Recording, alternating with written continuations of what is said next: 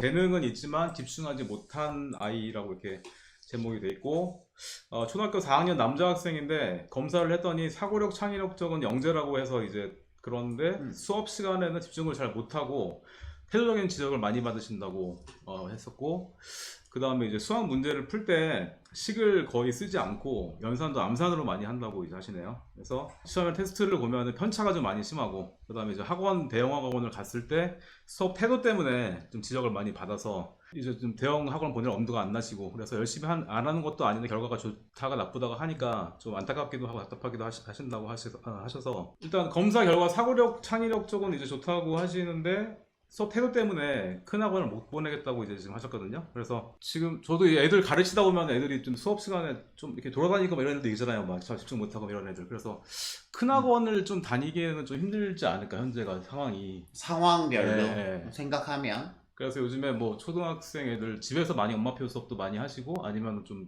개인 과외도 많이 하는데, 현재 상황에서는 좀 큰 학원을 다니기 좀 힘들지 않을까. 딱 겉보기만 이렇게 가만히 앉아있는 게 항상 좋은 거는 아닌 것 같아요. 그래서 이렇게 약간 활동을 하거나 그런 것도 네. 나쁘지 않아 보인다. 네. 그런 부분인 거죠. 그래서 현재는 이제 그렇게 수업을 하는 게 괜찮을 것 같고, 근데 이제 그 학생이 지금은 이제 또 코로나 이런 것 때문에 학교를 많이 안 가니까 이게 얘네가 지금 수업을 잘 들을 수 있는 상황이 아니니까 잘 모를 수 있는데, 만약에 중학생, 고등학생이 돼서 정말 수업을 들어야 되는데 계속 그러면은 또 안 되니까 뭐 전문가의 진단을 한번 받아보는 것도 나쁘지 않은 것 같아요. 그래서 좀 뭐 흔히 말하는 뭐 ADHD 이런 걸 수도 있는 거거든요. 네. 예. 그러면 요약을 네. 하면 세 가지 정도 되겠네요. 첫 번째는 일단 개별적으로 혹은 과외로 할 수 있는 부분을 고려해 본다. 두 번째는 그렇게 꼭 앉아서 공부하는 거 말고 자유롭게 자기의 액션을 넣어서 공부하는 부분도 나쁘지 않아 그쵸, 보인다. 예. 세 번째는 전문가의 도움이 좀 필요할 수도 있을 것 같다. 그쵸. 근데 저는 그 철호쌤의 세 번째 말에 되게 동의를 하는데, 제가 가르쳤던 학생 중에서 가르칠 때는 몰랐는데 나중에 알고 보니까 ADHD였던 경우들이 좀 있더라고요. 그쵸. 혹은 ADHD가 아니었는데 아니지만 그 경계에 있는 친구들, 그죠? 그래서 뭐 약을 먹을 때도 있고 안 먹을 때도 있고 이게 왔다 갔다 하는 경우들이 좀 있다고 하더라고요. 그래서 제 생각엔 일단은 전문가, 그러니까 의사 선생님의 진단을 한번 받아보시는 것도 좋을 것 같아요. 왜냐하면 저는 잘 몰랐지만 나중에서야 그런 성향이 있다는 걸 나중에 아는 경우들이 꽤 있거든요. 그쵸. 근데 의외로 모르고 계시는 경우도 있더라고요. 그러니까 어디서 읽어보니까 뭐 그렇게 성인이 되면은 뭐 우울증이 될 수도 있다는 얘기도 있고, 그렇게 그 되면. 다음에 또 이렇게 막 돌출적으로 이렇게 뭐 충동적으로 행동하는 경우도 있지만 또 조용한 ADHD도 있다고 하더라고요. 그러니까 좀 가만히 이렇게 있는데 집중을 잘 못하고 이런 경우도 있다고 하더라고요. 네. 그렇기 때문에 제 생각에는 한번 검사를 받아보셔서 혹시나 약이 필요하거나 진단이나 진찰이 필요할 수도 있을 것 같아서, 그렇기 때문에 한번 받아보시고 나서 정확한 진단을 해보시는 것도 괜찮을 것 같고, 그리고 말씀하신 두 번째, 공부 방법이 다양할 수 있다라는 것들은 제가 봤을 때는 존중을 하는 게, 뭐 조승연 씨 같은 경우가 되게 앉아서 공부를 못해서 뭐 갈 때는 이과 성향의 책을 들고 가서 공부를 하고 책장과 책상 사이를 거리를 뒀다고 하더라고요. 올 때는 문과 성향의 문학이나 음악을 했다고 하더라고요. 그렇게 해서 공부를 했지만 자기만의 방법으로 이제 구축을 한 거잖아요. 실은 앉아서 공부를 하는 건 일반적으로 그렇게 공부를 한다는 거지 모두 다 그렇게 할 필요는 없는 거니까.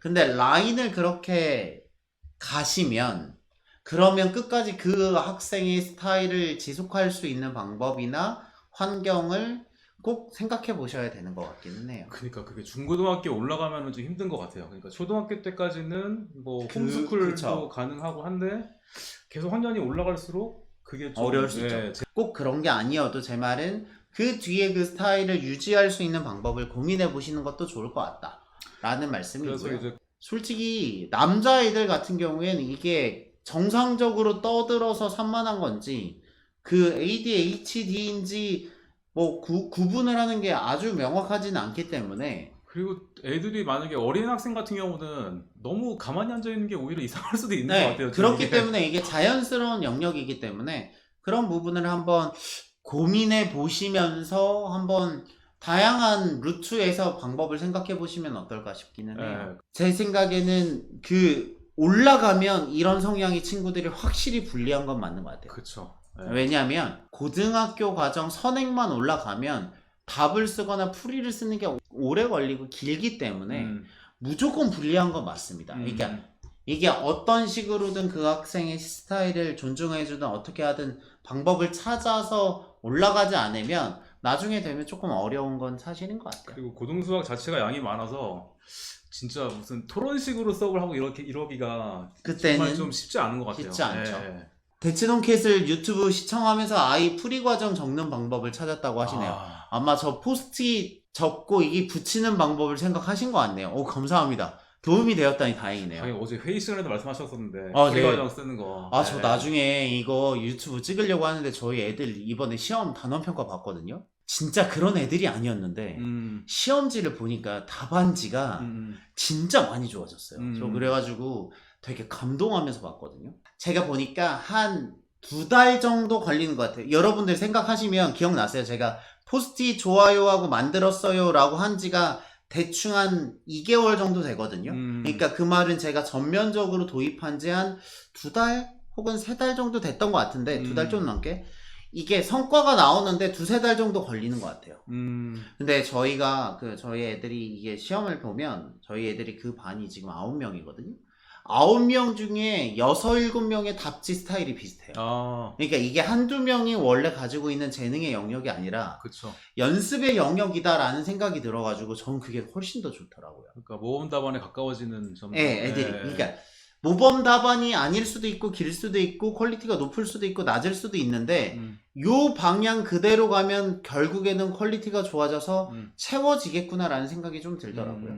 그 친구들은 제가 하는 필기들은 거의 다 적어서 포스트잇에 붙이게 하고 그 포스트잇의 느낌으로 프리노트를 써서 드리고 있는데 진짜 좋은 것 같아요. 잘 될 것 같은 느낌이 나는 걸 학생들이 경험하는 게 중요한 것 같아요. 풀이 과정을 포스트잇에 붙이고 프리노트를 쓰는 건 굉장히 효과가 좋은 것 같긴 합니다. 근데 그런 방법을 가져서 개선을 해보신다면 좋을 것 같고요. 이제 답지를 보면 제 필기 스타일이 학생의 글씨에서 약간 묻어나더라고요.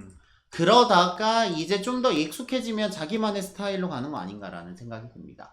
저희는 일단은 틀린 것 중에 학생들이 질문을 하잖아요. 그렇죠. 그런 걸 제가 이제 칠판에 적으면 그걸 이제 포스트잇에 적어서 붙이라고 해요. 그쵸. 그러니까 오답 풀이를 포스트잇에 적어서 붙이고 그리고 숙제를 내줄 때 일부분 저희는 개념 플러스 유형하면 유형의 홀수번만 시키거든요. 홀수번을 풀이 노트에 쓰라고 하는 거 정도로 2개를 활용하고 있습니다.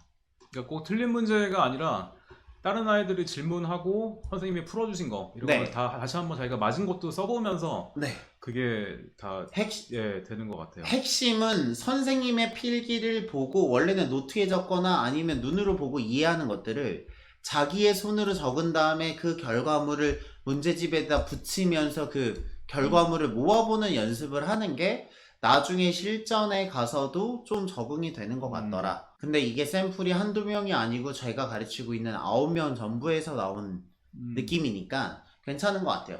근데 물론 이러고도 조금 안 되는 애들이 있어요. 그쵸. 근데 그거는 제가 봤을 때는 어쩔 수 없는 부분이 있고 대부분의 경우에는 가운데 있거나 긴가민가한 친구들은 잘 따라오는 것 같습니다.